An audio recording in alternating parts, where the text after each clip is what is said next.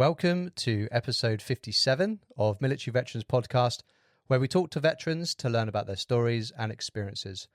And today we're joined by Ben Gallagher. Hello, Ben. Hi, Gav. You all right? Yeah, I'm doing good. How are you doing? I'm very well, thank you. Yeah? I'm very good. Thanks very, very much for inviting me into your home and setting up. And done an all right job. It's quite a large living room, so thanks very much. Yeah. I think the option of the office in the first place was would have been quite tight, but what a lovely space. Yeah, it's good. His office, it's a good space. It's very smart, but yeah, we would have literally been on each other's laps, which some people might like. But Ben, thanks so much for coming on the show, being a guest and sharing what you went through during your time in the military. But we do have the 4 questions that we're going to run through as a summary of your time.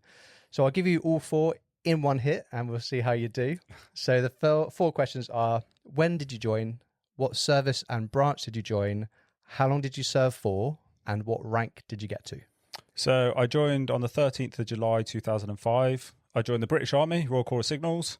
I served for just over 16 years and I reached the rank of sergeant. Nice. And I said this to you before we hit record. I'm pretty confident. I'm 99.9% sure you're the first Royal Signals person I've had on the show. That's pretty cool. It's a privilege. Yeah, I mean, it's a privilege to be on the show, and we've already chatted about a few bits of that. But yeah, to find out that on the first Royal Signals, Scaly back, as we're called, Scaly to be on back. the show, which is awesome. Yeah, fantastic. Well, let's rewind the clock. Where were you born, and where did you grow up?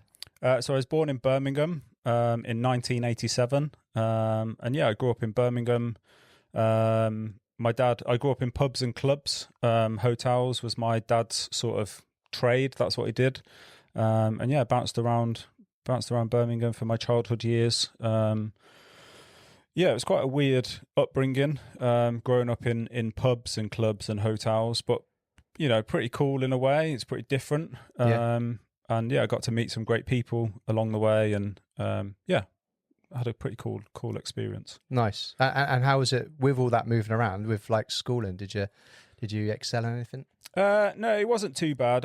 It was fairly within the local area, which meant I could stay at the same schools, which was good. There wasn't too much of school movement, but yeah, the variety in terms of moving around and trialing different places wasn't too demanding. But all in all, yeah, good, pretty cool. It was cool to grow up in a pub or a club and a hotel. I grew up in the Edgbaston Palace Hotel in Birmingham Central. Okay. At the time, I don't really follow football too much nowadays, but my dad's a through and through Blue Nose Birmingham City fan, and he always has been. And I used to go to the games quite a lot with him when I was young. We never really missed a game, and the players used to stay at our hotel.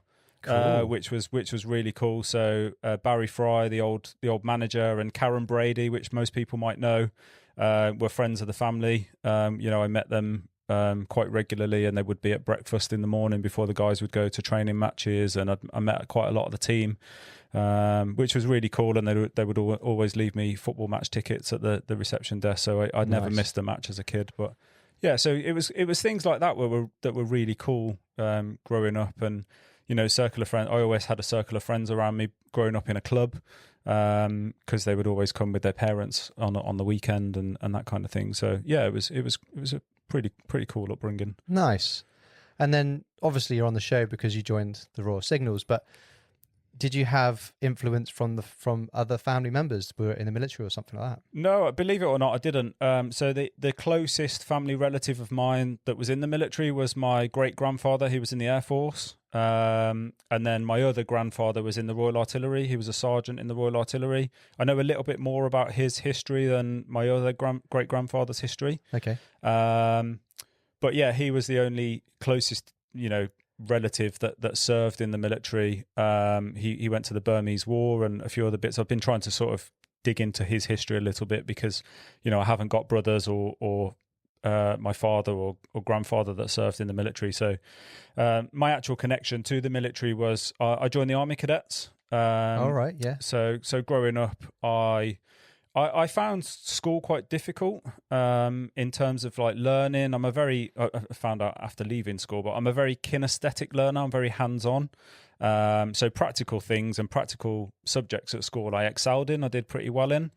But things like maths and English, I struggled to focus and concentrate. And through some time, whilst my dad was running one of the clubs that he was running, he had a chat with a gentleman over the bar, and the gentleman happened to be a school teacher whose son was in the Army Cadets, and said, have you thought about taking Ben along to the Army Cadet unit and seeing how he gets on? I think it will really give him a bit of focus, something outside of the school curriculum that can give him something to look forward to, a different group of friends, and maybe, all the other elements that the British Army offers is that element of discipline and camaraderie and all that kind of stuff actually starts in cadets. So my dad took me down aged 11 to the local Army Cadet unit, and I never looked back. It was the best move my dad made for me. It really did teach me discipline. It really gave me something to focus on, and it gave me a connection to things outside of the norm. So, the ranges and, cam and concealment and spending time in the field and all that kind of stuff, that connection to the outdoors. So it really gave me that, which was really cool. And my parents started to see a change in me, both at school and just in life and me as a person. So yeah, a really cool move, a really, interesting conversation that my dad had with this gentleman across the bar. But, to say today I'm still in the platoon commander that ran the cadet unit that I went to aged 11. We're still really good friends today. Really? So, that Dave shaped my life. He changed who I am. But we're still really good friends now, and we still keep in contact. So, and then kind of like at what point, maybe during your time in the cadets and maybe at school, did you think, what, I'm going to do this for a real job? Yeah, so as I say, I joined when I was 11. I left school when I was, 16 and 9 months, there or thereabouts, when I'd finished my GCSEs. And I wasn't exactly sure what I wanted to do. I was an apprentice heating and plumbing engineer when I was transitioning out of school and looking for work. And I actually found that quite interesting. Being a heating and plumbing engineer is a trade. It's good, but it was also quite interesting. And we'd have everything from repairing bits and pieces in normal households to going into brand new builds and fitting the whole infrastructure from scratch. Running pipes all through the house, fitting radiators, boilers, sinks, or you name it. And we did it, which was really cool and it was really interesting. But I was only an apprentice. I wasn't qualified, and the guy that I worked for had his own business, and he was looking for change. He was getting a bit older and wanted to do something different. So unfortunately, a few months into me being with the company, he was selling his company and wanted to move overseas. So I was in a bit of a sticky situation. I wasn't sure what I wanted to do. So I spoke to a few good friends of mine that had also been in the same cadet unit who had joined the military a few years previously, and sort of had a bit of a frank conversation with them and said, look, I've got to this point where I think, I'd like to join the military. I think it's a natural progression after doing well in the Army Cadets. What do you reckon I should join? You've been in it for a while. A few of my mates were Lance Corporals or Corporals. So they'd been in a bit of time and obviously done some career courses and that kind of stuff. Most of them were infantry. So yeah, had that conversation with them, and a few of them turned around and said, don't join the infantry. Maybe look at getting a trade. So I was like, okay, cool. Good advice. You sort of rely on friends for that advice, and they'd been through the system, so they were in a position to do that. So I was like, okay, cool. So I marched down to the careers office in Birmingham, and I spoke to the careers advisor, and I said, this is what I'm thinking of joining. I'd like to get a trade. So I sat down with the careers advisor and we discussed things. And at school, I swapped some of my trades around. My subjects around, and I ended up doing a GNVQ in ICT rather than a GCSE level. I did the level up, so it gave me 4 grade A's in IT. So that alongside wanting to get a trade, and funnily enough, the careers advisor probably being Royal Signals, we did the old Barb test, which for listeners that aren't aware, it's a test that you do online that gives you a score basically, and it's arithmetic and puzzle related, that gives you a score, and if you're obviously the higher score you are, means that your aptitude to learn and to develop in a trade is a lot higher. And I actually scored really high on the Barb test. So I think a combination of all of those, it gave me quite a good result of trades that I could join in the military.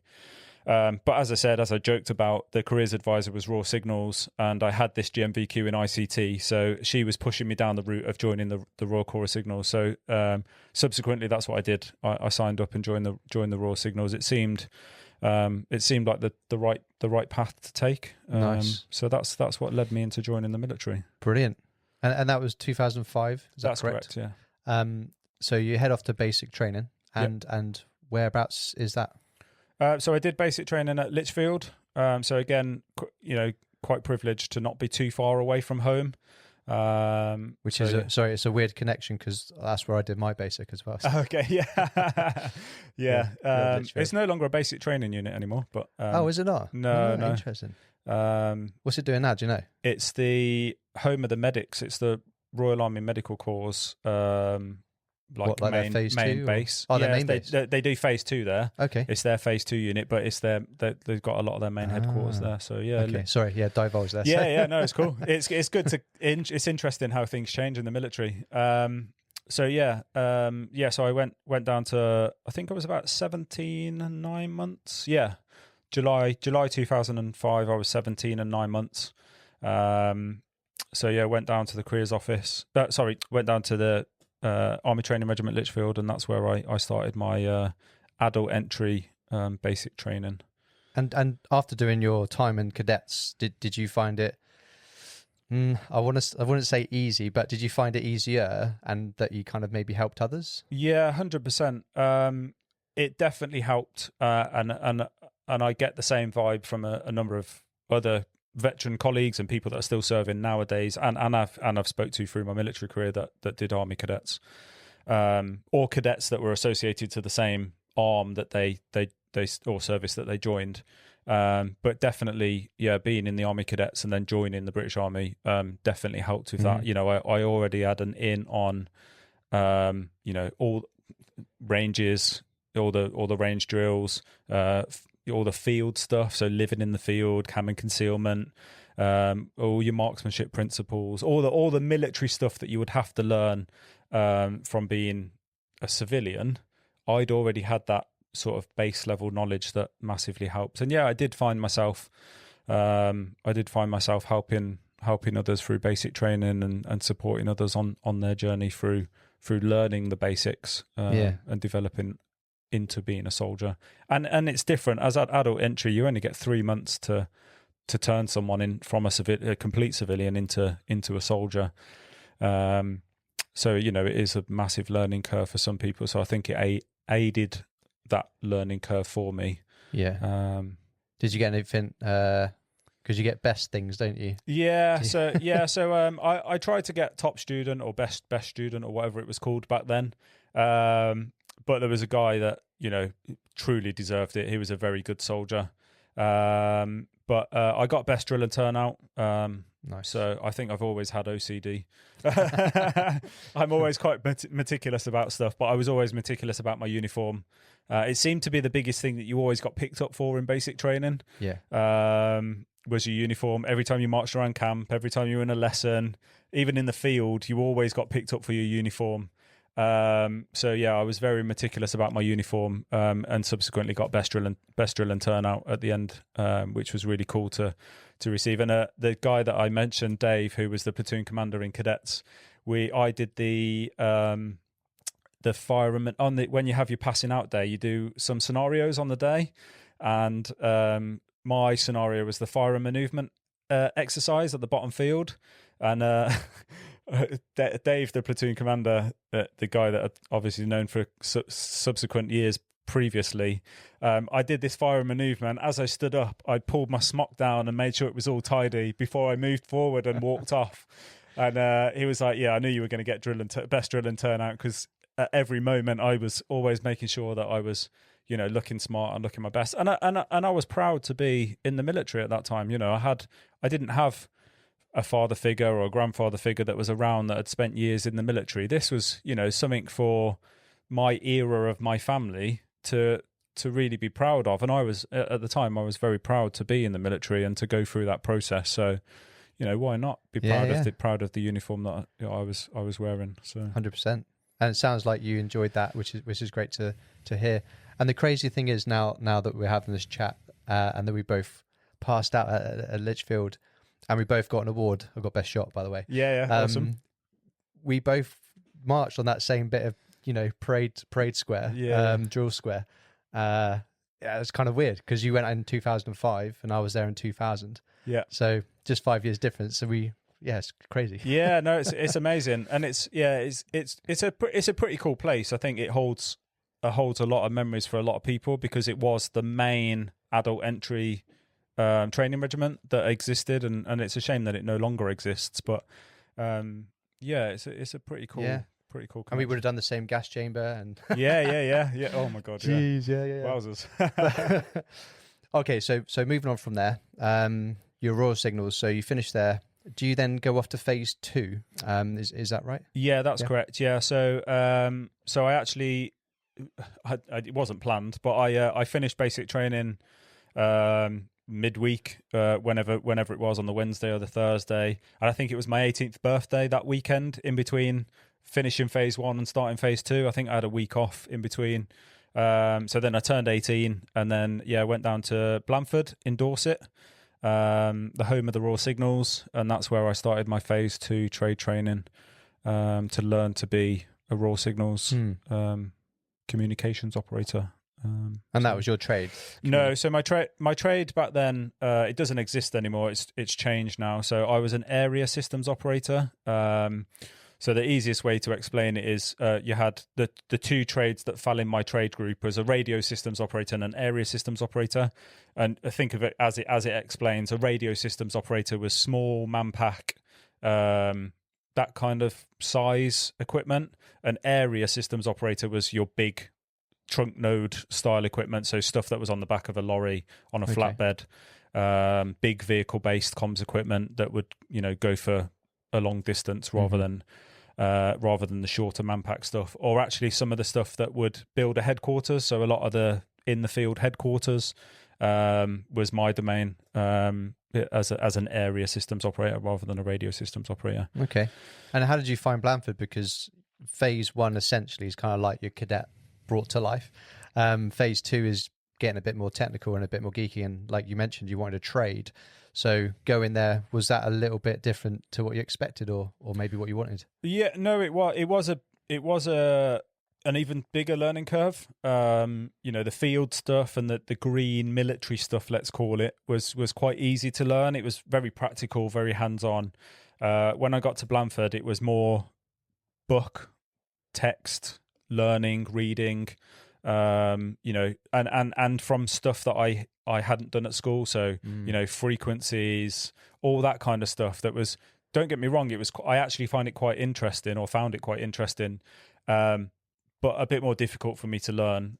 But actually the good thing with that learning process is I was associating it to the practical elements. So when you're setting up the radios, when you're configuring the radios, the practical elements of learning the frequencies, the connections, the power, all that kind of stuff, you put that into a practical element where you're physically setting the radios up and utilizing the radios. That's when it really comes to life.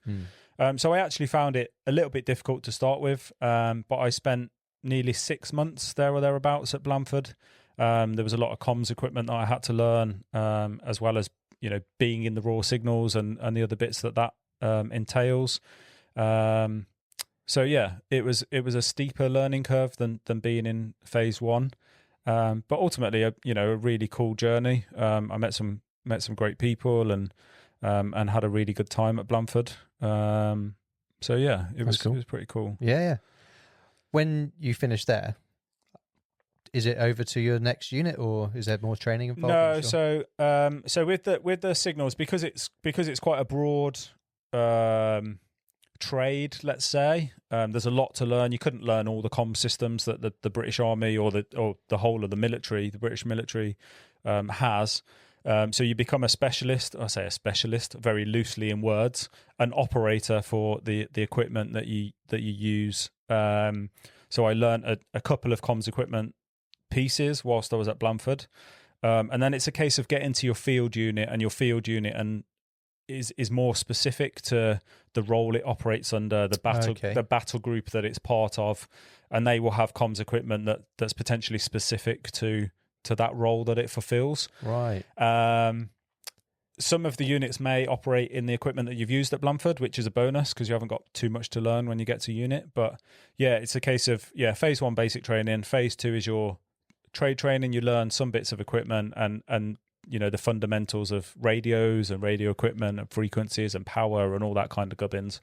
But yeah, when you get to your field unit, also called phase 3, that's when your sort of specialist to role training starts to become more pertinent, and then you start to learn the equipment that's more tailored to that battle group and that the way that battle group operates. So let's say it's a light rolled armored battle group, then you a lot of that, it will be tank based comms equipment that's agile, and so you would learn that equipment that's specific to that.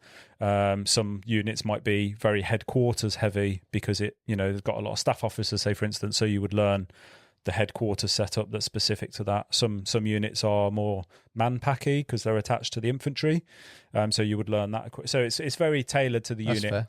So it's a case of Blandford, you learn the overarching elements of comms and comms equipment. You learn a couple of the equipment pieces before you then go to your field unit, and then you become more au fait with that equipment than in your field unit. Where did you go then? So I went to 2 Sigs in York. 2 Sigs. 2 Signal Regiment, Okay. yeah. Info Barracks in York. Great place for your first unit as a young soldier. It's renowned for having more than 365 pubs. Right. So more than one for every one day of the year. I'm not sure I actually ventured into all 360 odd pubs. But yeah, great place. At the time, it was a thriving unit. It had a whole range of the ways the unit operated. So it had everything from being attached to the infantry, so small manpack stuff, all the way through to massive headquarters equipment. So it was that was another learning curve for me, because not only was I in a new unit, a new location, but I was also then learning new comms equipment at the same time and how the unit operated. So yeah, was up in 2 Sigs in York, and I had a pretty good time up there. Actually, it was a pretty cool unit, really good bunch of friends, and I had some cool opportunities whilst I was up there. I did Herrick 6, so I deployed on Op Herrick 6, my first operational tour Over to Afghanistan. yeah. In 2007, I believe. Yeah, Herrick 6 was, yeah. So you weren't there for very long? No. So got to the unit.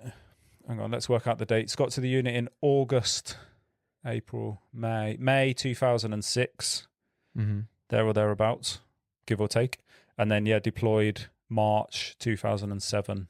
So you had the year of training. And... Yeah. So into build up training, pre-op training, all that kind of stuff, pre-deployment training, and then went on Herrick 6. What was your mindset going to war, essentially? Being so young, because you're still young though. Yeah, I was 20, 21, 20. Yeah. I mean, it's weird. But and obviously at the time it was Herrick 6. So for the listeners that aren't aware, so they're numbered as they run. So it was more so. I think it was more so that even numbers were the middle year tours, and the odd numbers were the winter tours, if you could put it that way. So March till October-ish time, and then October through to March, and it would always fall that the even number was the middle of the year, so the summer tour, and the odd number was the winter tour per se, if that makes sense.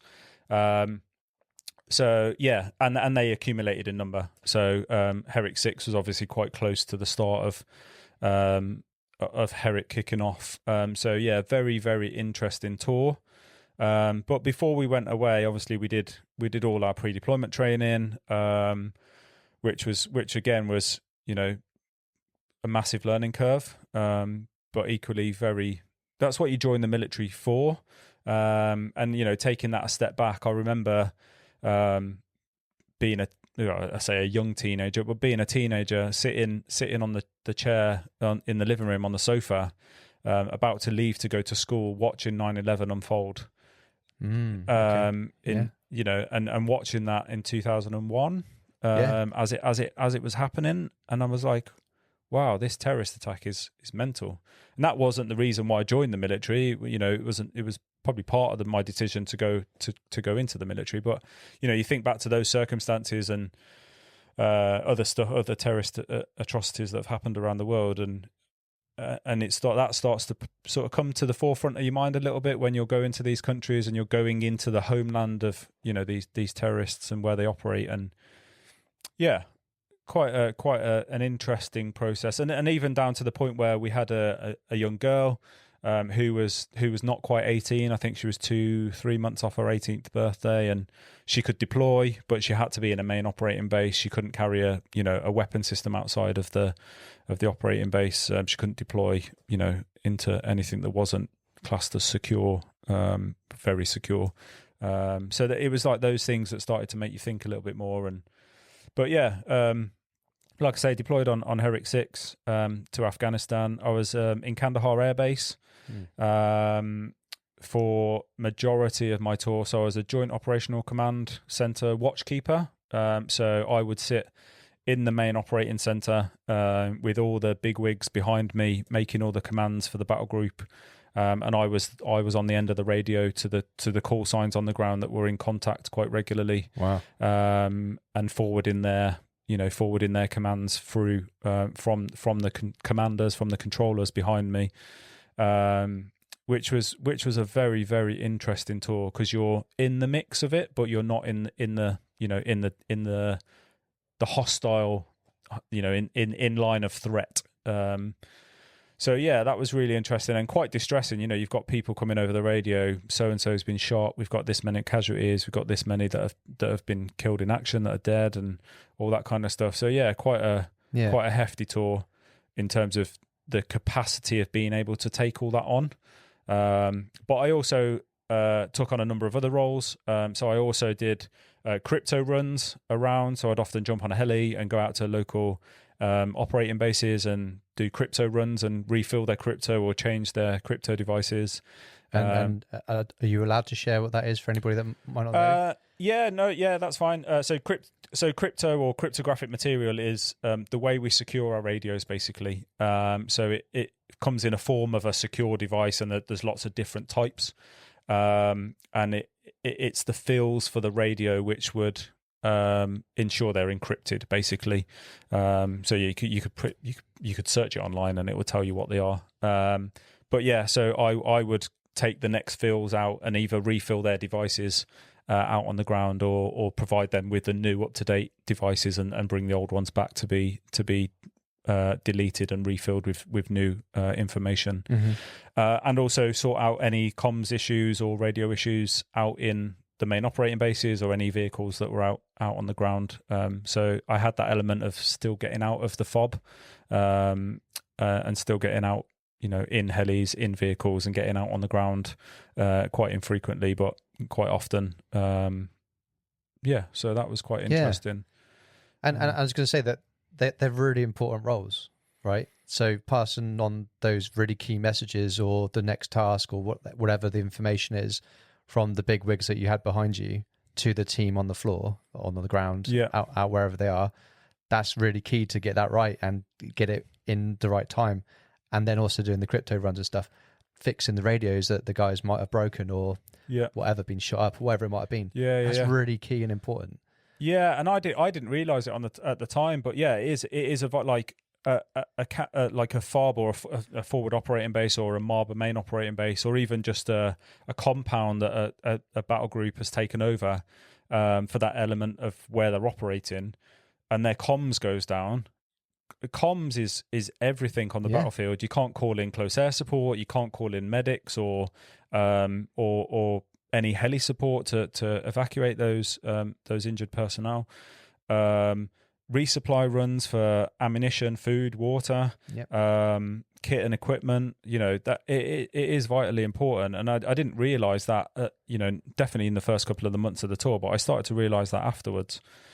And yeah, such a vital part. And even I talk about the crypto runs. You might think, it's a pretty niff-naff kind of job, but actually, if their crypto fill gets compromised, they've got no comms. Yep. If their crypto fill runs out of date, they've got no comms. They can't communicate with anybody else. So actually, that is quite a vital part of the job as well. So yeah, and ultimately really interesting because I got to travel, I got to get out and meet new people. I got to get out and test myself as well. There was an opportunity to get out on the ground and the comms isn't working. Well, what's wrong with it? Well, I don't know. So then I would have to fault find and get into the nitty gritty of why the comms isn't working, or the comms might be working fine, but it's just not set up correctly. They're getting technical now. Their braid of telephone wire, their comms line might not be long enough, so it's not propagating properly.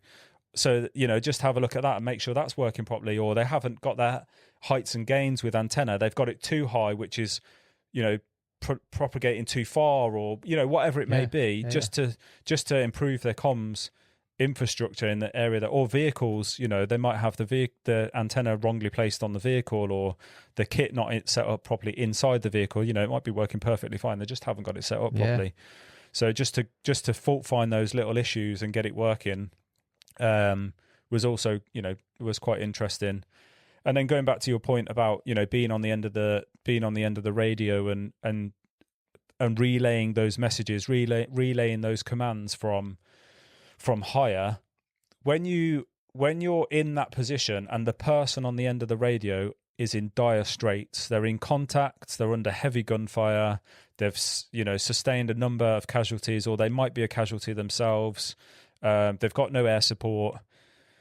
You have to be calm and collected and really reasoning with them through the radio. You have to be that calming voice at the end of the radio to say, help is on its way, remain calm, bloody, and whatever it may be, or just giving them the right level or words of command in order to them to carry out the next task efficiently is what they want to hear. And you have to do that in a very controlled, you can't lose your shit ultimately. You have to be there in the moment, and it's just you and the person on the other end of the radio. And then you get frustrations. They might go quiet for a period of time, or because they're in contact. They're getting shot at, or they're trying to save someone's life, and you have to be patient and wait for them to come back with you, and patiently relay the messages, give them time to come back, and if they don't, relay it again. So hopefully they've heard it. So yeah, it was quite a demanding role. Quite glad to be on the safer end of the radio, but ultimately, very rewarding in terms of being able to, help people on the ground, really. So yeah, quite interesting. And I met some great people. That it was a multinational operating centre, so you had everyone, all nations that were in the battle group, working in there. So the person next to me would often be from a different nation quite regularly: Estonians, Canadians, Americans, and then you had every rank under the sun, from guys that were commanders out on the ground to brigadiers and generals that were managing the battle group from the headquarters, and all trades as well. So you had everyone from drivers, radio operators, engineers, all the way up to the special forces, and the special forces from a number of different nations were all operating in that one high intense room. But to see it all run, and to see it all, when you've got operations going on of a night time, and you've got drone feeds up on the screens and radio comms coming in, and the commanders are behind you making these tactical decisions on the ground. It's super interesting, but yeah, really cool. Yeah. It sounds quite a learning curve, and also learning who you are at that age as well. Yeah. Was that like a 6-month tour? Yeah, so I think I ended up just over 6 months, but so a normal 6 month. So again, for those listeners that aren't au fait with how we operate, normally a 6 month tour is a normal deployment. Nice. So when you come back to York, is that right? Yeah. And is it at this point that you actually can have a moment to yourself, because you've gone through phase 1, phase 2, got to your unit and done the phase 3 where you've had to learn everything, then you've had the kind of like get ready to go on tour, then you've gone on tour, so you've not really had a kind of like chill time. It was a quick turnaround. Sort of.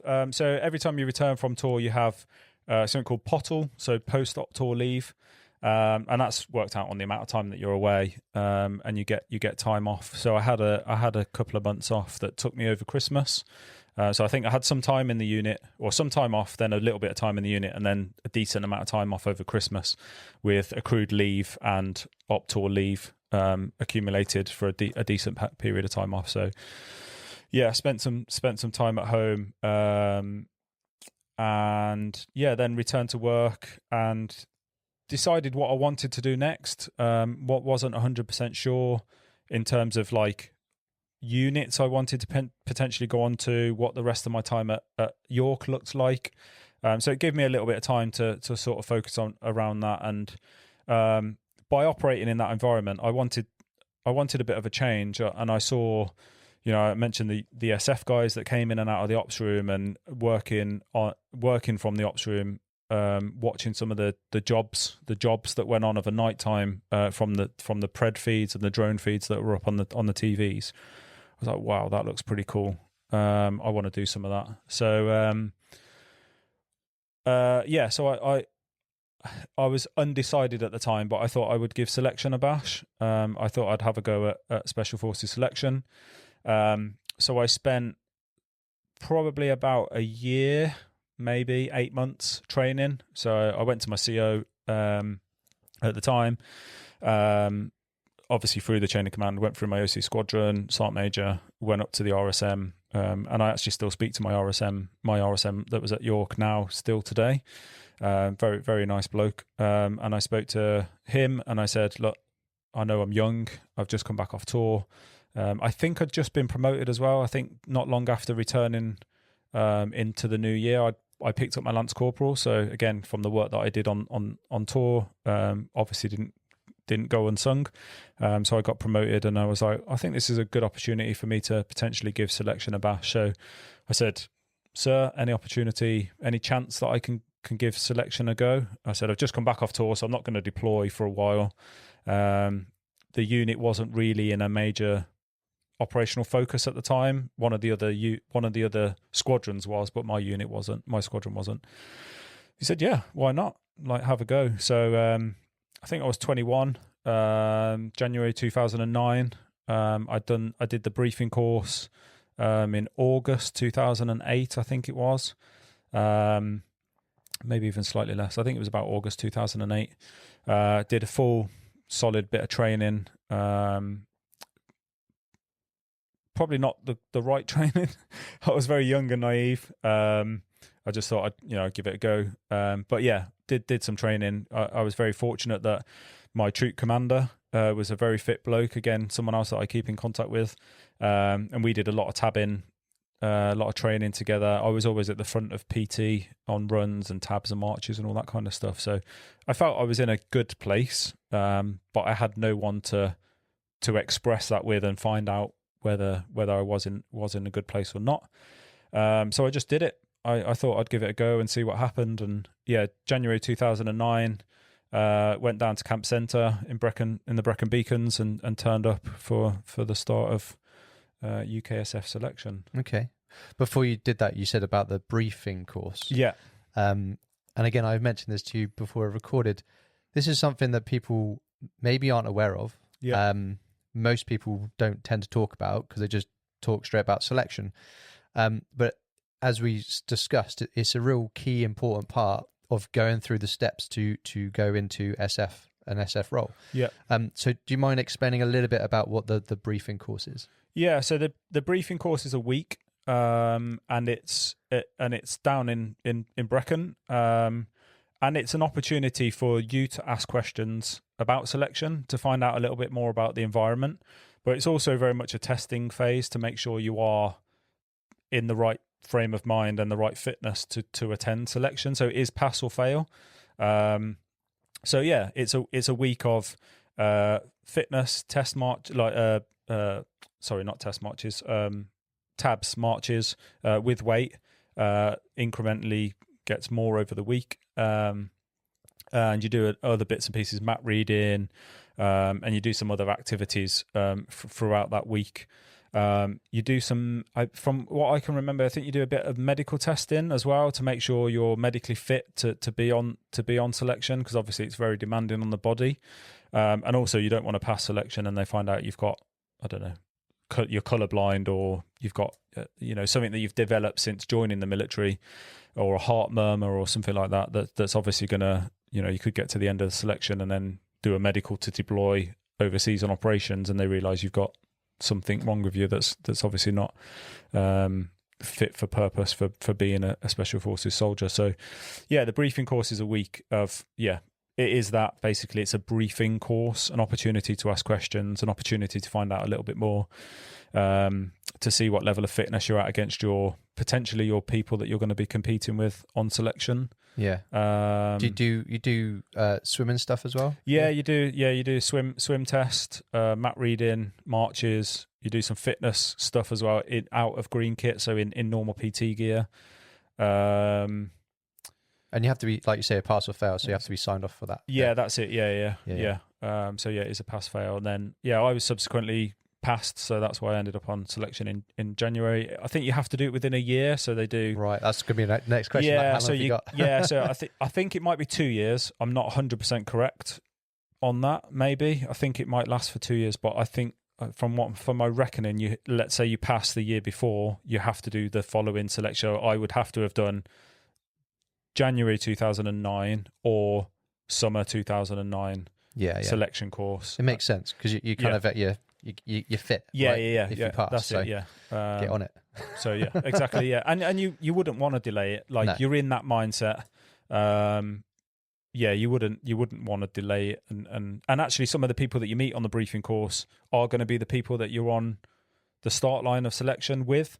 So it's familiar faces, familiar people. You've already broke the ice. You might have met someone that you might have served at a previous unit with. So actually, you've got a familiar person to bounce off and to sort of help each other out with things when it gets quite difficult or can be quite difficult. So yeah.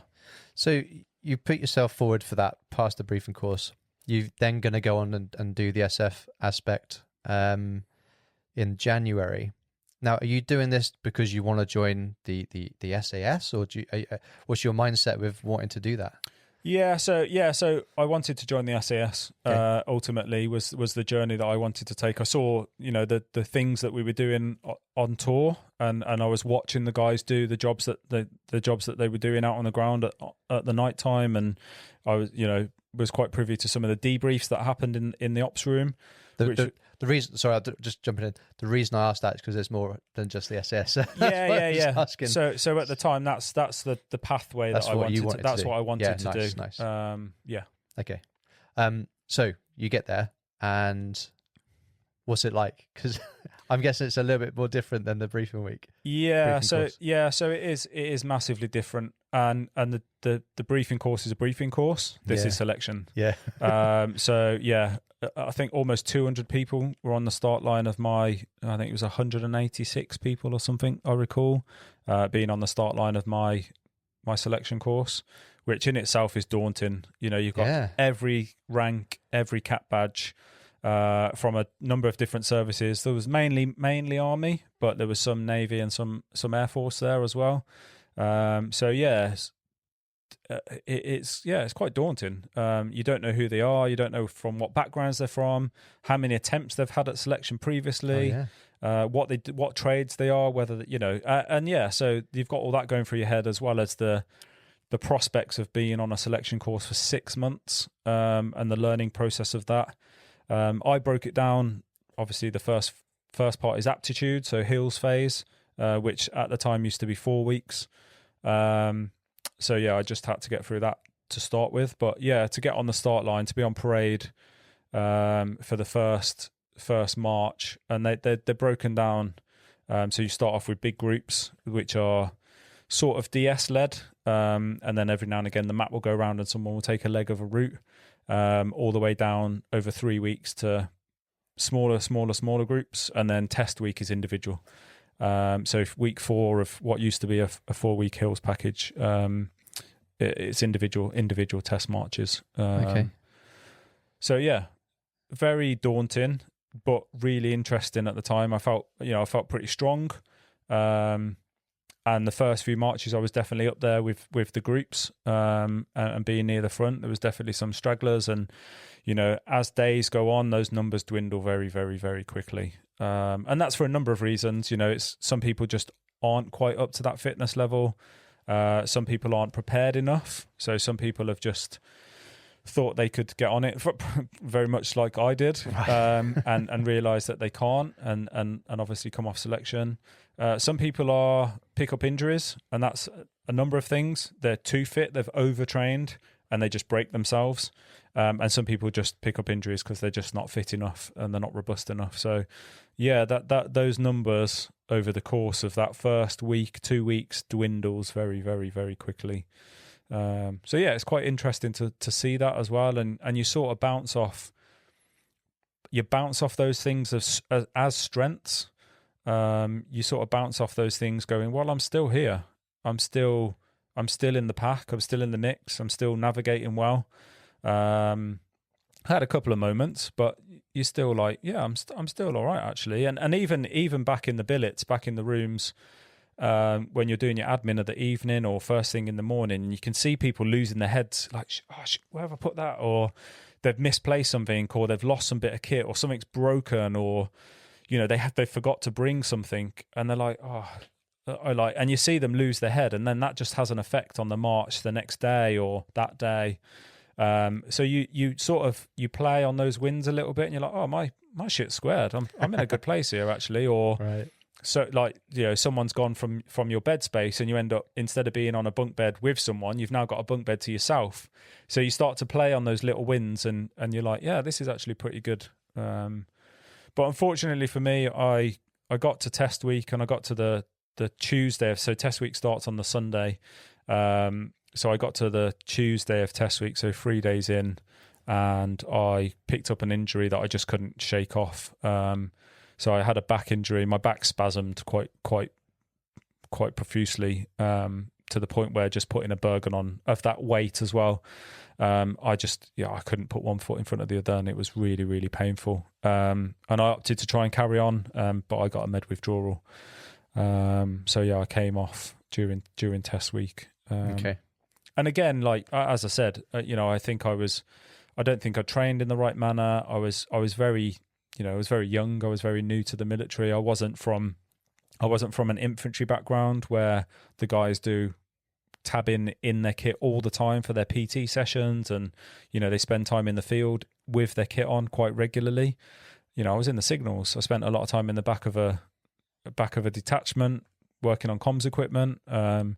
Often with manpack kit on, but that wasn't the background that I was from. So yeah, I was very, very naive, but also I think I was undertrained, and that started to show. Yeah. So you mentioned a med withdrawal. Yeah. Does that have a little different implication with coming back later against someone that may have dropped out because it was just too difficult? Yeah, so you get 2 attempts at selection, regardless of how you come off. No. So yeah, med withdrawal, I still had my 2 attempts. Oh, gotcha. So I said I wanted to continue, and the doctor pulled me off. I got put in front of the training officer, and the training officer said, "You've still got your 2 attempts to come back again." Gotcha. So I was med withdrawn. If you put your hand up and say, "This is not for me, I'm leaving," you've lost one of your attempts. Yeah. Okay. Okay. And yeah, that's pretty much as straightforward as it is, really. Yeah, you get 2 attempts, 2 cracks at the whip, and unfortunately, once you've used one of those, that's it. But yeah, fortunately for me, it was put down as a med withdrawal. Okay. And I was withdrawn from the course due to med reasons, so I was still given 2 opportunities. And you head back Do you go back to two sig? Yeah, so I go back to 2 SIGs, and then shortly after. So postings used to be every 3 years. As far as I'm aware, they've changed now, so they're open-ended postings. But they used to be every 3 years. So you used to, as a junior NCO, junior non-commissioned officer, you used to post every 3 years. As a senior NCO or an officer, you used to post every 2 years, or when there was a job role available for you to go into. So yeah, I was due posting 2009. So I then moved units and was posted. Okay. So when you got medically taken off of it, was you a bit gutted? I was, but the you... achievement of getting on the course and getting to where I'd got to in the first place, and like I said, being around infantiers that were full screw sergeants, staff sergeants that had spent a lot of time in the military that were falling by the wayside whilst I continued on selection was really rewarding to be in that position. I'd subsequently be in contention with similar people that were by the side of me. So yeah, it was very rewarding. I didn't take it as a negative. Oh, that's good. I was quite frustrated in the fact that I didn't train appropriately, because I thought, well, if I'd have trained better, well, then surely I would have got through aptitude and then continued through the course. So there was a little bit of frustration there with that and not training properly and in the right manner. But equally, yeah, massive learning curve, but for the right reasons, and massively rewarding to get that far on selection. I say that far, 3 weeks, 4 weeks in, but in the hard phase of being, through aptitude was pretty cool. When you get back, you mentioned about being moved. Where did you go to? So I was posted, again, I can't remember the month, but sometime near the start of 2009. And I went to Bramcote Barracks near Coventry, near the Midlands. Okay. So 30 Signal Regiment. I was posted there. And again, it was a headquarters Signal Regiment, so very different. The headquarters that we managed was in Edinburgh in Scotland, so very disconnected. So yeah, again, getting my head around a new unit, new comms equipment, different way of working. But yeah, again, still quite interesting. More closer to home this time as well, being in the Midlands, so not far from home. At the time, me and my partner were living in a house in Birmingham. We had a young boy who was born a year early in 2008. So I was living at home, so I'd commute into Gamecock Barracks on a daily basis. So yeah, it was a bit a different way of working. York was very much living in the block, interacting with the guys, living in and around the blokes, quite regularly. Whereas 36 was more living at home, being at home with my partner at the time, and commuting into work per se was a little bit different. Operating at the unit was, like I say, a different role altogether. We were under a brigade which was in Edinburgh, in Scotland, which was very disjointed. So we'd often go up there for periods of time. So I went up there for a stint of, I think, 7 or 8 weeks, working in the battle group headquarters. And then a couple of months into my time in that posting, the headquarters disbanded, and was no longer an infantry headquarters anymore, so they disbanded.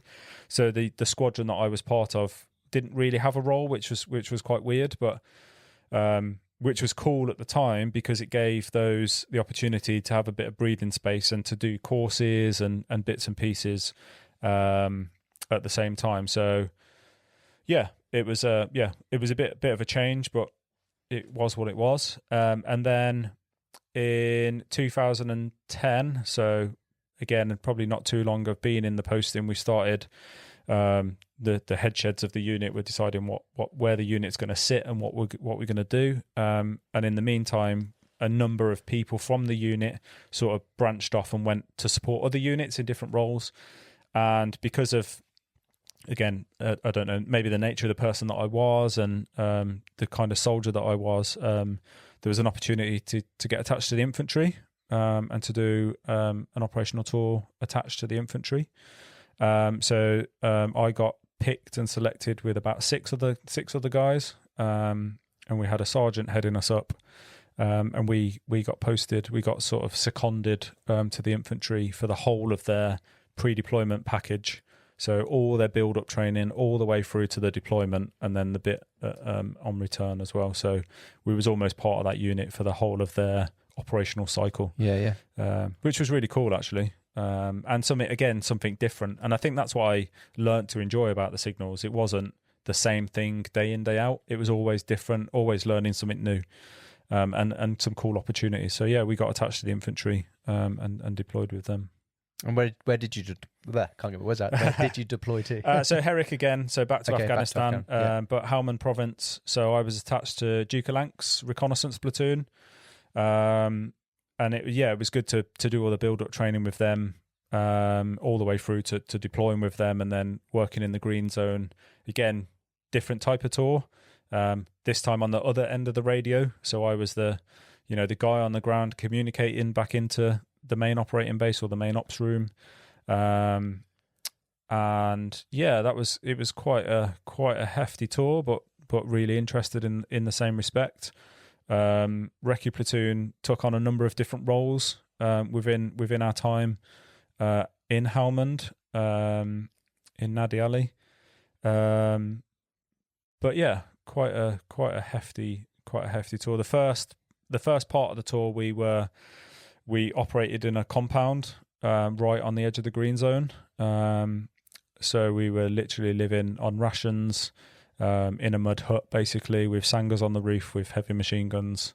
We had a number of Jackal vehicles, which is an open top armoured vehicle with heavy machine guns on the top of it. And we operated out there for just over 2 months, there or thereabouts. So yeah, that was pretty cool, but pretty different. But ultimately, being a soldier, you really had to improvise, adapt, and overcome in certain circumstances. We were turning ammo tins into weights for training, or into like ovens for cooking in. We'd take the front off an ammo tin and turn it on its side, pile loads of wet mud on the top of it until it packed hard, which almost turned it into a clay oven, basically. And we'd use that for cooking and all that kind of stuff. So it was really cool from that perspective. But yeah, quite a hairy tour in terms of being in contact and being out on the ground. And unfortunately, we lost a few guys from the platoon. We took a few casualties. So yeah, quite a difficult tour, but yeah, a pretty cool tour in the respect of actually doing my job on the ground as being that comms guy that everyone comes to. Again, taking it back to the previous tour at Herrick 6, I was very much deploying out to locations to sort out the comms equipment, because there wasn't a signaller as part of the unit to deal with that, or taking out the crypto or that kind of stuff. I was now the guy on the ground that was dealing with the recce platoon's comms equipment. And often when we'd go and reside in other compounds, because we were moving around the area of operations quite regularly, we'd often camp up in other units, compounds. They would be like, "Oh, have you got a comms guy that can sort out our comms equipment?" Be like, yeah. I'm going to get my head down for a couple of hours because I'm knackered, but yeah, I'll come and sort your comms out. So it was having that impact as well. And then I would go and meet other comms guys, or I would have the opportunity to go back into a main operating base to refill my crypto. So it was almost quite a similar role in a way, if you looked at the broader picture. But ultimately, yeah, I was the guy on the other end of the radio that was communicating back into the main command. And yeah, from everything, like literally being out on the ground during the day, being in contact, to living in a compound, to being a quick reaction force. So when stuff went on, we went for a period of time where I was living in a forward operating base, so a bigger base that had running water and an actual kitchen where you could get properly cooked food.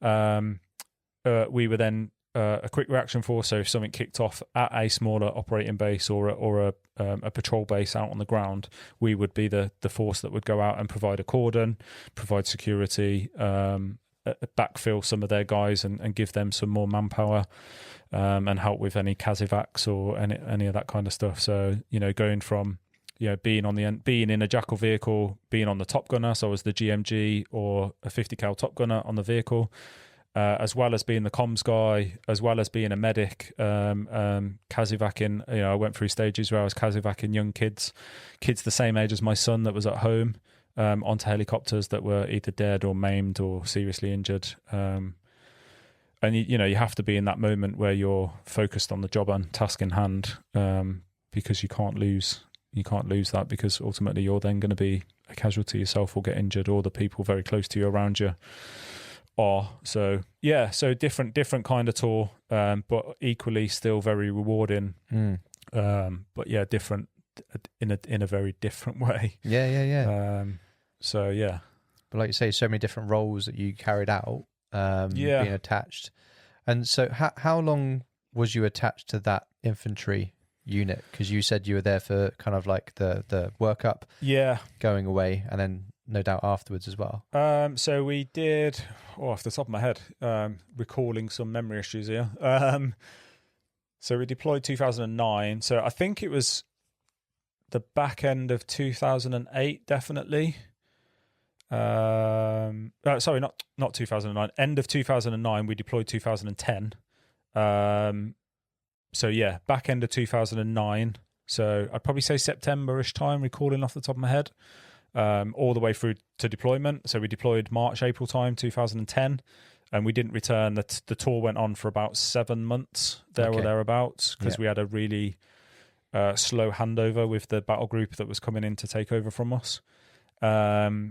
So I was out there till November-ish time, and then we stayed with them until we went on post-op tour leave. Then we did a little bit with them after post-op tour leave, and then we went back to 36 in Nuneaton. So you were good year and a bit. Good year and a bit, which is important, because if you get attached to these, when you're in those environments I've just explained and more, like I could talk about Herrick 12 for quite a while, but when you're attached that intimately with that unit, you need that build-up time with them beforehand. You need that time to embed yourself in the team and be part of the team, because ultimately, if you turn up on day one of deployment and then try and build that rapport with the team, before you get out on the ground, there's just not the time to do that, and it's not the right play. Everyone's got mixed emotions, and going back to your question before about how did I feel when I first deployed on operations,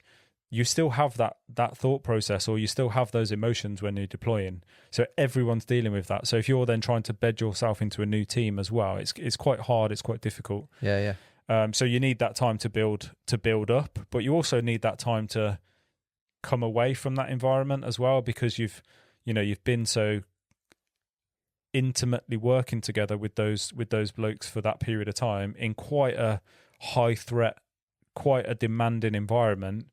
You build a rapport with those people, and you need an opportunity to be able to slowly step back, rather than, because you might end up being a support element for those guys. You end up talking about things or sharing information and decompressing.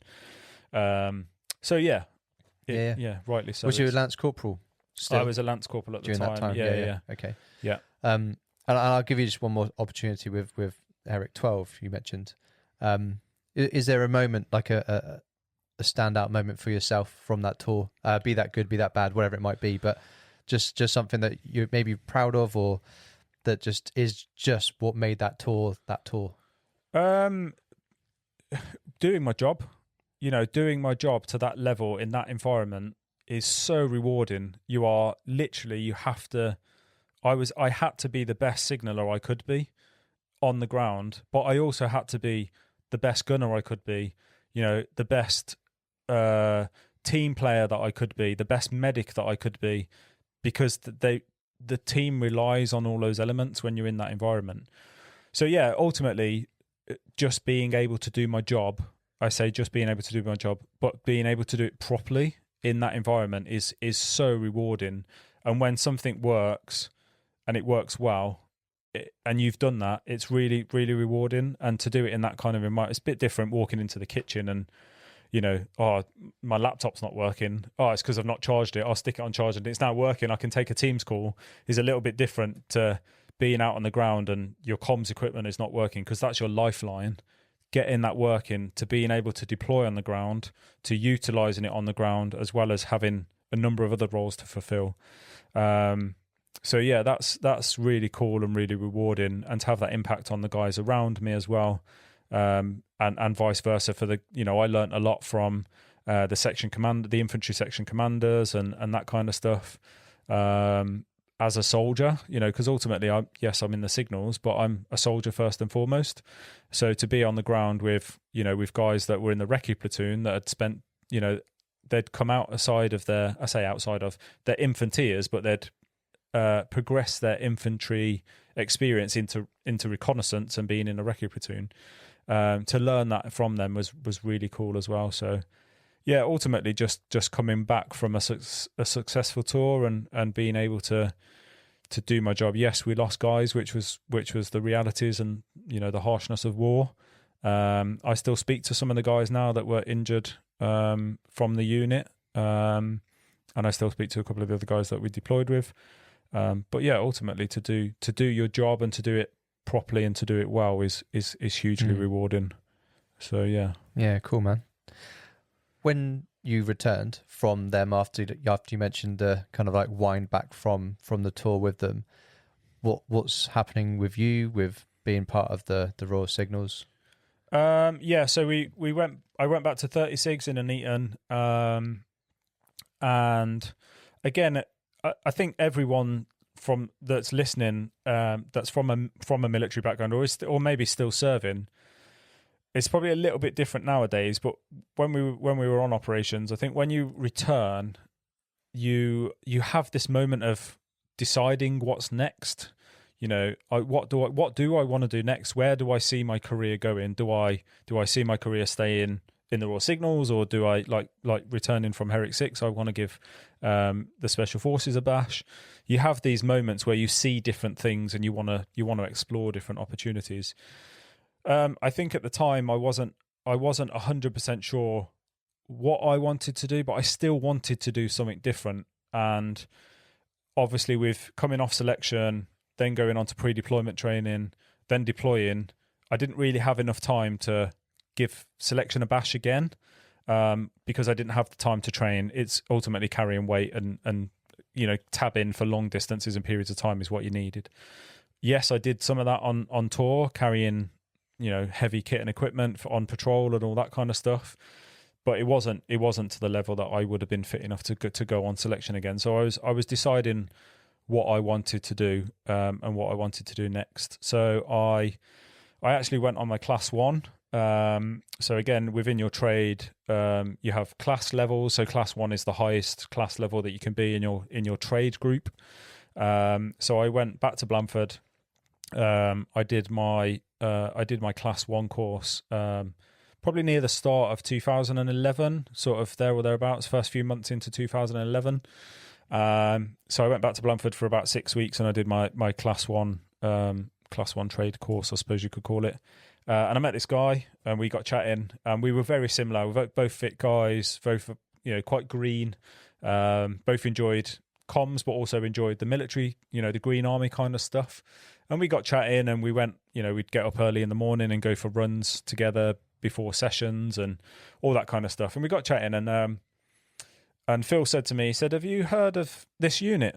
And I said, "No, what what's that all about?" So he started talking about this unit, and we started chatting about 299 Signal Squadron.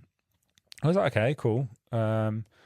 So we started talking about them, and he said, "I think you'd be a really good operator to come and do 299 as a specialist communicator." I was like, "All right, okay, cool." I was like, well, what does it entail? And he was like, "Well, I can't really tell you that." I was like, "Well, okay, well, I mean, I know with the Special Forces, you know what you're signing up for. Yeah. You know what you're getting into. Yes, I suppose you can't talk about the job when you're in there, but you sort of know what you're signing up for. And he was like, well, I can't really tell you too much about the job. And I was like, okay, cool. He was like, but the recruitment sergeant is coming down next week. He's doing a recruitment brief at Blandford. He went, I'll get him to bring a recruitment pack down. We'll get it filled out, and then, you know, we'll get you on the course. And I was like, yeah, but Phil, what's it all about? Like, what is 299 Signal Squadron? And he was like, basically, we work for the Foreign Office, and we do some bespoke comms equipment, and we deploy around the world, and it's pretty cool. I was like, all right, okay, sounds quite interesting, but you're still not giving me. I need more information here. But anyway, so subsequently, the recruitment sergeant came down the following week. We met him for a brew, and we got chatting, and gave me a recruitment pack, which had a little bit more information, and it's painted a little bit more of a picture of what 299 was all about. And then got it filled out. I actually went back on one of the Friday afternoons and got my adjutant from 36 from my unit to complete their part of the paperwork, and she'd signed all that off. And then I took it back to Phil, and Phil took it back to 299 for me. And it was a similar sort of process to UKSF selection. So you do a briefing course, which is quite similar. You do a week's package where you do a number of aptitude tests, some comms based, a bit of fitness, some things where you're put into an environment where you have to learn new things, and then a day or so later you have to teach it back. So it's about your aptitude to learn and your aptitude to take on new information, and you do another number of other bits and pieces, and again a pass or fail week, and I subsequently passed. So I then was put forward, and it's the same sort of process. You do a 6-month selection course, very different from UKSF selection, but you do a 6-month selection course. But after the first few months, you then go from the selection phase into the training phase, because you have to be fit to deploy. Basically, from the day after the course finishes, you have to be, in a position to deploy. So at the end of 2011, October-ish time, I turned up and started this specialist communications selection process. And the first phase of it, it's a bit of a weird phase, and I can only share so much information about the process. But the first phase of it is the green phase. So you deploy in the field for a couple of weeks, and you do the green element of it. And the reason for that is to make sure that you are of a green military standard before you then ditch the green kit and then you operate in civilian attire. And a lot of it is civilian orientated, but you need the green fundamental skills to transfer to the civilian attire to be able to operate effectively, if that makes sense. And just a quick question. Yeah. Is this only open to Royal Signals? Yes. Yeah. So okay. at the time, again, I'm not sure. I think it is still. There was It makes sense. Yeah. Yeah. There was talk potentially to open it to tri-service. I'm not sure if that's still the case. Right. Yeah. But at the time, yes, it was only Royal Signals. Okay. That could go forward for the job. So yeah, the first phase is the green phase. Then you ditch the green kit. You then get briefed a little bit more on terms of where the nature of. So you're still in the black, in the dark a little bit as to how the unit operates, which is really cool. Like, it's really interesting. And then after you pass the green phase, you get a bit more of a briefing, because you're more likely to continue through the course moving forward. And then after the first. So they're in 3 modules. After the first phase, that happens, module 1. After module 2, you're then fully briefed on how the squadron operates and what they do. And then module 3 is that element that I mentioned, which is your continuation training in a way. So you do other courses, other elements of training in order to be ready to deploy once you've finished the 6-month course. And then on completion of module 3, you're then a specialist communicator, special communications operator, ready to deploy working under the Foreign and Commonwealth Office around the world, basically. Very interesting. Which is quite interesting. Yeah. I mean, I'm sure if you searched 299 Signal Squadron, you might get a little bit of information than what I'm willing to share. Sure. But yeah, that's about as far as I'm This is a real geeky question. To get a cool little badge. You do get a cool little badge, actually. Yeah. And the emblem is quite a cool little lynx. So the emblem for the unit is like a lynx, which is really cool. Actually, there's more behind. As in the animal.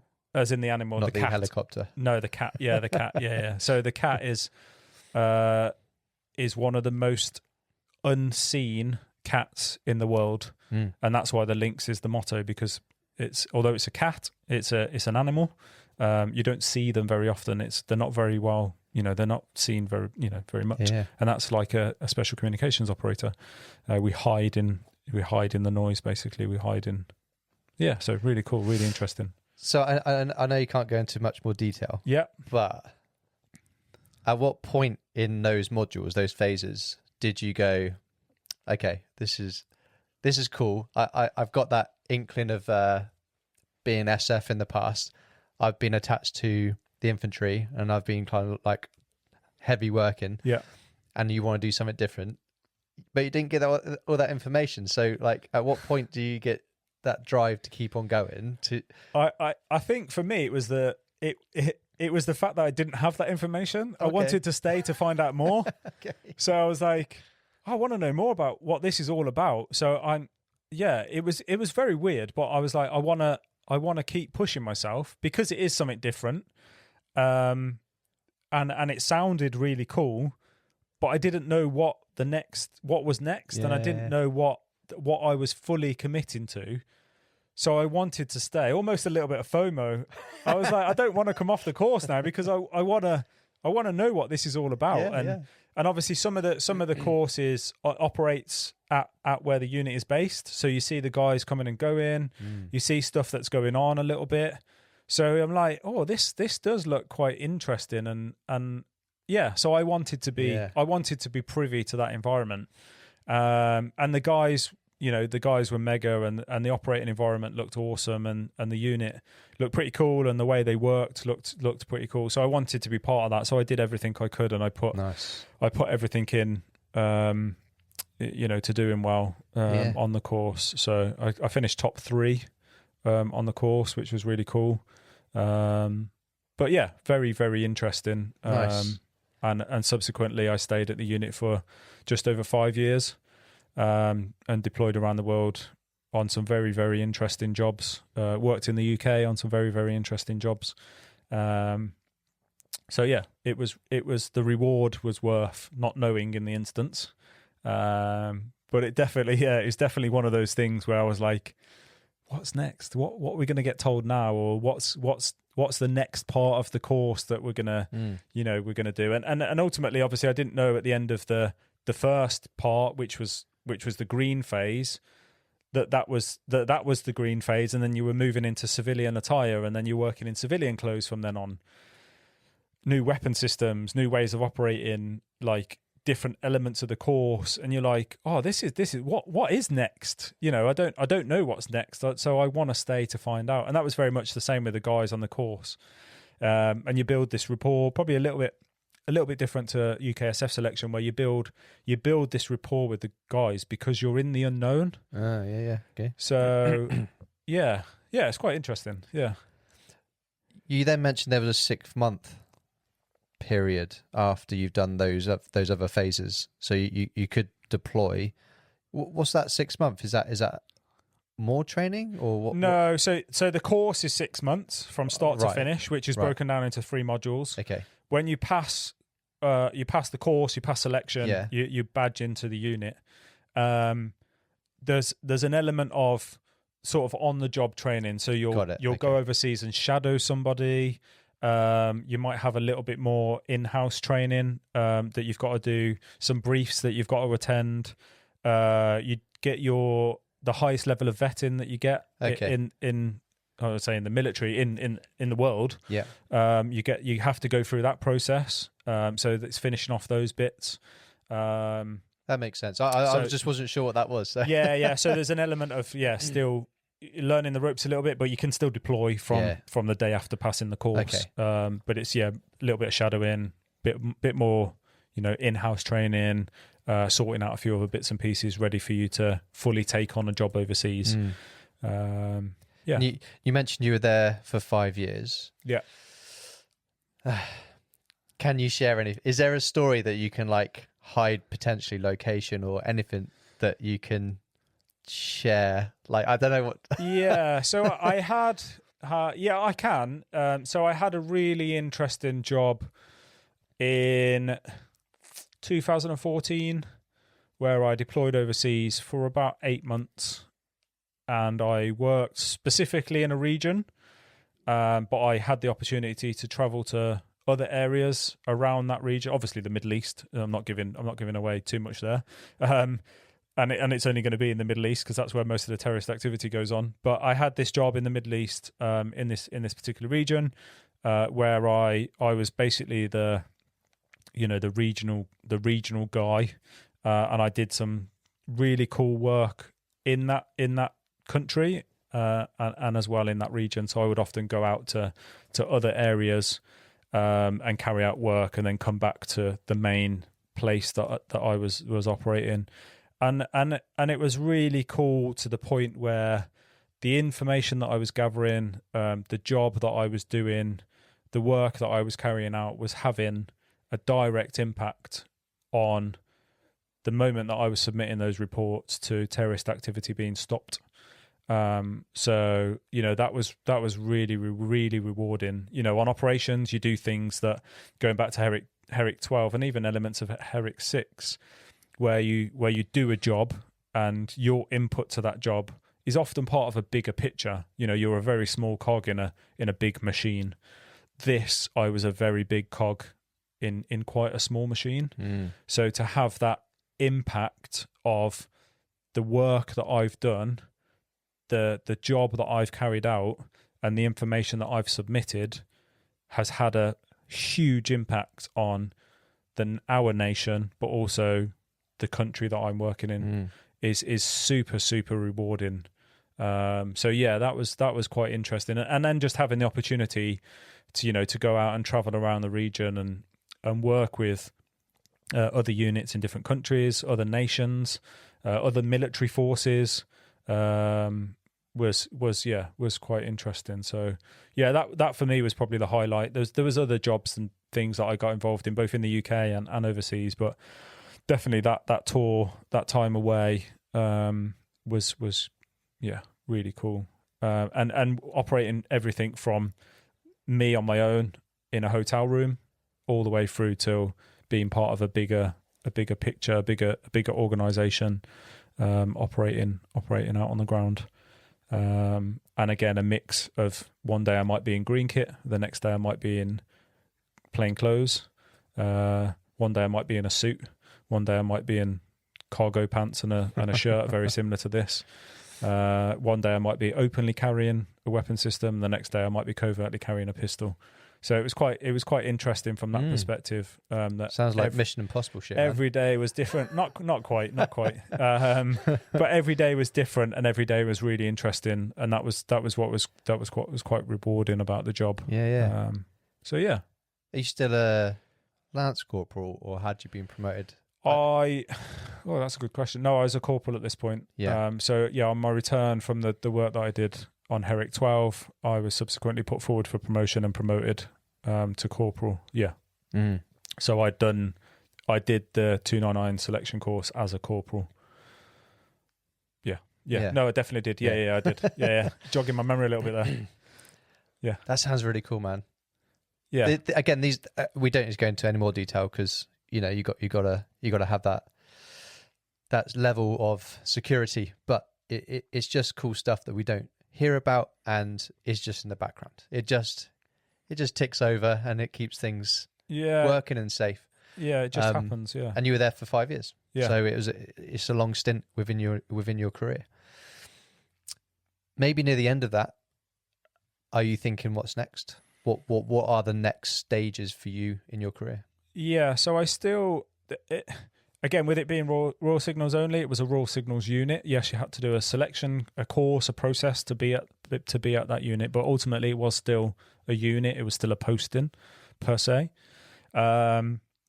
So there was an element of getting to the 5-year point is what next? What do I want to go on and do? And I still had in the back of my mind that I would like to attempt selection again. And obviously I'd worked hand in hand with UKSF in that role to some degree in a number of jobs. So I still understood what the job was, what the job entailed. So I still had that in the back of my head. And at the back end of my time at the unit, I was working in the training wing. So I'd come out of the operations cycle, and I was working in the training wing as a training wing instructor, which gave me the opportunity to develop again myself. So it was career based as well as unit based reward for being in that role. So I got the opportunity to go on a number of courses. So I did all my range courses, med courses, advanced driving courses, I don't know, you name it. I went on a hell of a lot of courses, map reading, instructor courses, all of those good stuff. And so I was working in the training ring, now delivering the course, which was ultimately very, very rewarding. So I was in this bit of a moment where I was, do I go back to the Green Army? Do I go back to a raw signals unit after doing what I've done? You know, I've done 2 tours of Afghan. I did a tour with attached to the infantry, which was really, really, really cool, but different. I've just done 5 years at 299 Signal Squadron, working in that environment, which was really cool. Do I really want to go back and sit in a Green Army unit? I was like, well, I don't know. I'm not sure what I wanted to do. So I had a bit of a moment, and I was working in the training wing, and I loved teaching. I loved teaching and instructing people, and developing people in their military career. So I was like, actually, I wouldn't. A friend of mine had done it a couple of months previously. I wouldn't mind going to Sandhurst and becoming a Sandhurst instructor, a CARDA instructor for the officers. For the officers, yeah. So I would be an instructor for the officers, joining the military. I was like, oh, that sounds really cool. Actually, that would be a really rewarding job, a really cool part of my career. So in the process of doing so, you have to. There's a number of experiences that you have to have been through in order to become an instructor at Sandhurst, and one of those is phase 1 instruction. So I'd already had the training wing tick in the box. I'd worked in a training wing. I did stuff training for the raw signals, but I didn't have phase 1 instruction as a prerequisite. So that was the next step if I wanted to go down that path, or I could leave, go to a Green Army unit, or extend at 299. Those were sort of my three or four options. So I was like, actually, I want to follow down the path of being a Sandhurst instructor and going down that route and teaching the officer cadets. So I did a couple more courses at the back end of my time at 299, and then put in my paperwork through the Corps to attend a CARDA selection process, and then hopefully get selected to go on to Sandhurst CARDA. Obviously, in the meantime of doing that, I had to go to phase 1 instruction. So I put in to go to ATR Winchester, where I subsequently got posted as a section commander, and took on my first platoon as a section commander, turning civilians into soldiers, basically, which was really cool and a really, really rewarding job. I've heard that that's also exceptionally tiring. Exceptionally tiring. Stop. Yes, yeah, they are very long days. And being, again, you don't have to, in order to go to an ATR, an Army Training Regiment, you don't have to have all the qualifications. I had a lot of the qualifications, and a lot of the other section commanders didn't have. So I found myself delivering a hell of a lot of lessons, and was often the go-to guy for some of the courses and the qualifications. So yeah, they were very long days, very rewarding, but very, very stressful. How long was that? So I went there. So I did 6. So it was weird. So I'll come on to this point in a minute. So I went there, took on my first platoon. So I got there about 3 weeks before my first platoon was due to start. And it was a female intake. So first intake of a mix of obviously cat badges, Royal Signals, Royal Engineers, medics, nurses, Royal Logistics Corps, a few other, a whole mix of an intake. However, there was two things going on at that time. Near the back end of that intake. One was I had been selected for promotion to sergeant. So it was deciding where and what I wanted to do next. I'd just got to this unit and now I'd picked up my sergeant. Obviously, I was in a section commander's job, which is a corporal's role. Was there a role for me to stay as a sergeant in ATR Winchester, or would I have to take a posting and move out very quickly? But I needed my sergeant in order to go Sandhurst, because you have to be a staff sergeant. So I would have been in this role for 2 years, finished as a platoon sergeant, picked up my staff sergeant, and then gone to Sandhurst, which would have, the timeline worked perfectly. Unfortunately for me, and I say unfortunately, I was in a very sticky situation where one of my recruits made an allegation against me and caused me a bit of an issue. So whilst all that was going on, I was on hold on my posting in order to have the fallout of what was going on with this investigation in order to decide what was going to happen next. So the recruit at the time thought she was going to get kicked out of training. She made some seriously very bad allegations against me, being her section commander. And because she thought she was going to fail training, basically, she thought she was going to get kicked out of training. So I was then suspended pending investigation. So I had to wait for all of this to clear before I could then continue my career. So in the meantime of this happening, it took 3 months for this process to happen. So my promotion was on hold. My career prospects were on hold. My job at ATL Winchester was on hold. I was subsequently posted to another unit in the time because I couldn't be at the unit whilst the investigation was pending. So yeah, very, very frustrating time. And it happens, it frustratingly happens all the time, which is really bad that it happens. But yeah, long and short of it, this recruit thought she was going to get kicked out of training, so she made an allegation against me, and that has to be investigated, rightly so. But in the meantime of it being investigated, I was on hold for 3 months. My career was completely on hold. So then, because of all that going on, and they're not sure how long the investigation has to take, you have to somehow continue your career, and I couldn't continue my career at Winchester, so I moved units. So I continued my unit as a platoon sergeant. So I was acting sergeant at my next unit, which was 21 Signal Regiment in Colerne, near Bath. So I continued my career whilst this was going on. And then subsequently, the case got found not guilty, obviously, because I'd never did anything wrong. The process was still closing off.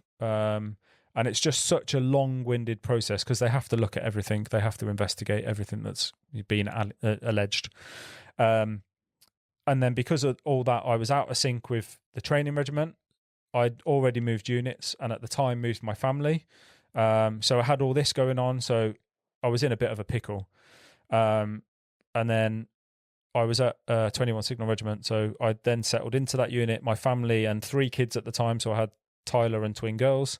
Alila and Isabella, and my wife at the time. We'd all moved house and moved unit, and we'd started afresh at this new unit. So it was all a very stressful time and situation. But ultimately, I had to continue my career and decide what was next. So I was acting platoon sergeant, and once all the investigation got concluded and everything got sorted, the CO pulled me into his office and said, "Right, what's next? What do you want to do next?" And I was like, I don't know. I've just got over this very stressful situation. It's now put me off being an instructor because if someone can turn around and make an allegation like that, and ultimately I was not guilty. I didn't do anything wrong, but the whole process took probably 4 or 5 months in total to investigate. It probably took a year, if not slightly more, for the whole thing to settle. That's a year out of my career that was just up in the air. I didn't know what was going to happen. So I said, actually, I don't want to go back to a training regiment because I just don't want this to happen again. Like I didn't want to be in that situation. So he said, okay, what do you want to do? So I said, I'd like to go back on selection again. He was like, okay, right, cool.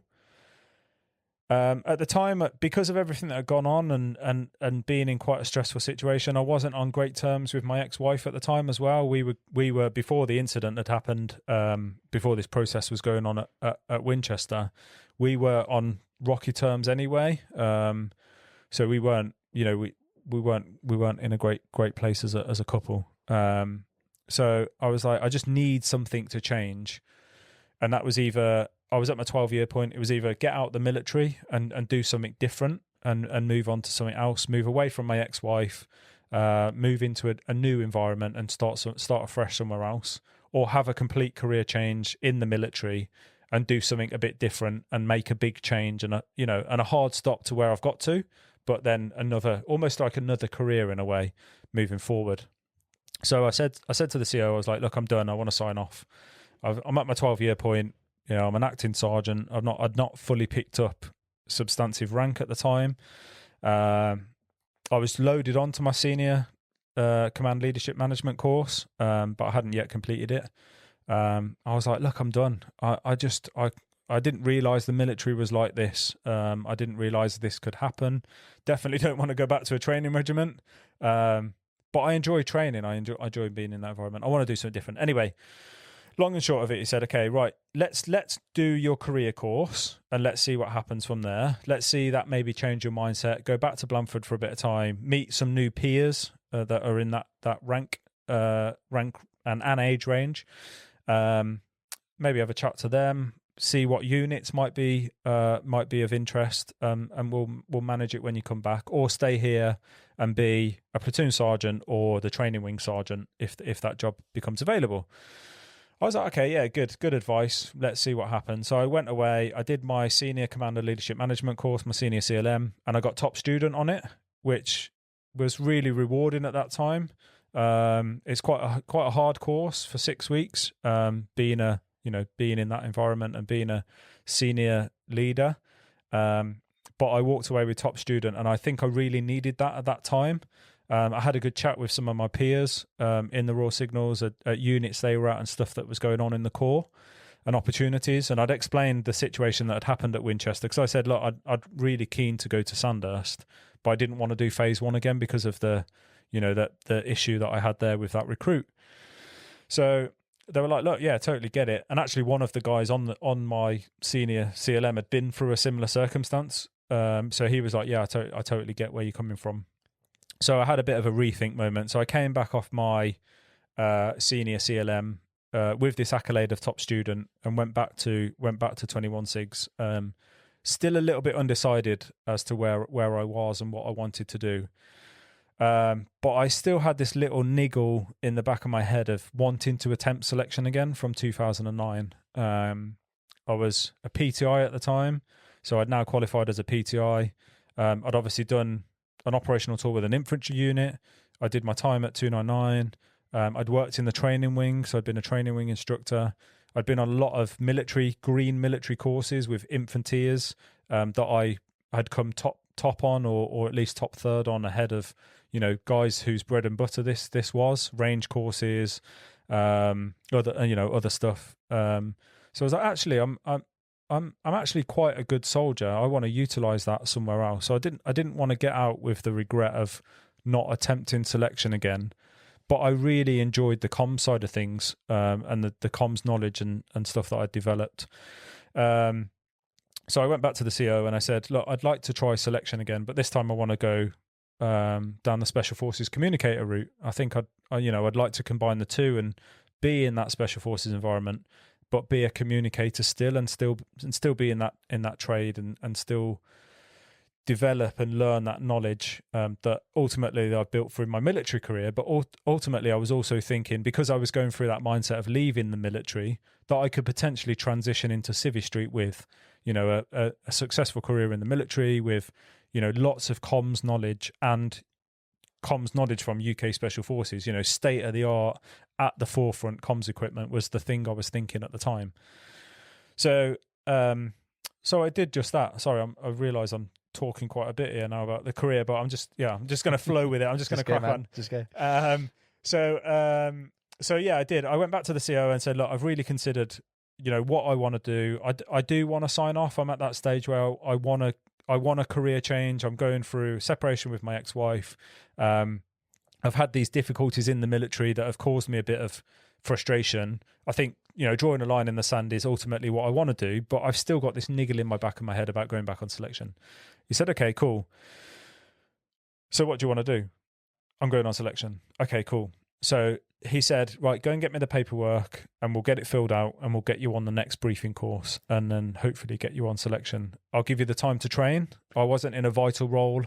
I wasn't in a position, and that was part of my clause with him, was I really need the time to focus on training, because I didn't want to be in the same position that I was in 2008, where I wasn't training right. And obviously, as I said, when I started in 2009, I was very fortunate to the position I got to, but I still wasn't training correctly. I still hadn't trained correctly. So I subsequently came off with an injury. So yeah, I said, I want the time to train. I need the time to train. I want at least 3 months out from selection to be able to focus solidly on training and be fit as I can be, in order to taper off properly, to be on the start line in as best as possible position I can be, to do the best I can. And he was like, cool, you've got yourself a deal. So I went away. I picked up the paperwork, I got the paperwork, and I went back to the CO's office, filled all my bits out, and he signed his bit, and he personally forwarded it directly through to the training wing officer himself, with a note attached to it, a personal letter. I obviously don't know what the letter said, but subsequently, Ben Gallagher is a good soldier who wants a career change and is going through a difficult circumstance, blah, blah, blah, blah. He'd like to attend Special Forces Communicator briefing course and hopefully subsequently attend selection. So very quickly turned around. Within 4 to 6 weeks, I was back at Hereford on the briefing course. Subsequently, a very similar briefing course to what I did in 2008. So I was very much more prepared and knew what to expect, and obviously got the green light to go on selection, and subsequently found myself on the start line to selection some few months later. And give him his dues. The CO at the time gave me the time off. He gave me the opportunity. I had to report into my unit, my troop commander, on a weekly basis, I think it was, or every fortnight. So I could go to Brecon for a week and do some training solid, but I still had to report into my troop commander. So I wasn't given just 3 months free reign to go and do what I wanted to do. But really, really good opportunity to get some good training in. And I really connected with people that had been on previous selection courses, were at the unit already. So I had a couple of friends that were at the unit already, that I could tap into and get the right gen and the right information, to be in the right physical state, but also the right mental state to be on selection. So nice. That was that journey. Yeah. To the start of that.